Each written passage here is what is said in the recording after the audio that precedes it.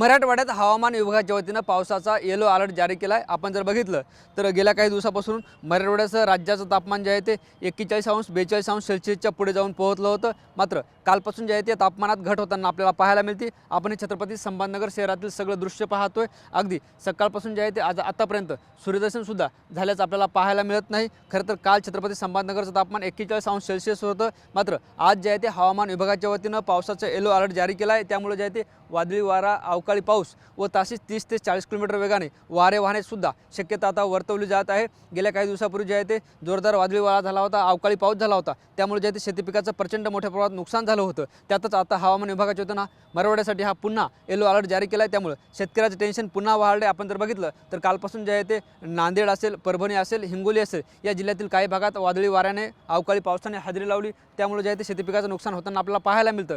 पुन्हा आज आणि 22 आज, उद्या आणि परवा हे 3 दिवस जे आहे ते हवामान विभागाच्या वतीने येलो अलर्ट जारी केला आहे। आणि या काळात जे आहे ते अवकाळी पाऊस सुद्धा होण्याची शक्यता आहे। त्याचबरोबर गारपीट सुद्धा मोठ्या प्रमाणाची शक्यता हवामान विभागाच्या वतीनं वर्तवण्यात आली। आणि आज सकाळपासून जे आहे ते छत्रपती संभाजीनगरमधील हे दृश्य पाहतोय, संपूर्ण ढगाळ वातावरण आपल्याला पाहायला मिळतं। कॅमेरा पर्सन अमित आडेसह ज्ञानेश्वर लोंढे, TV9 मराठी, छत्रपती संभाजीनगर।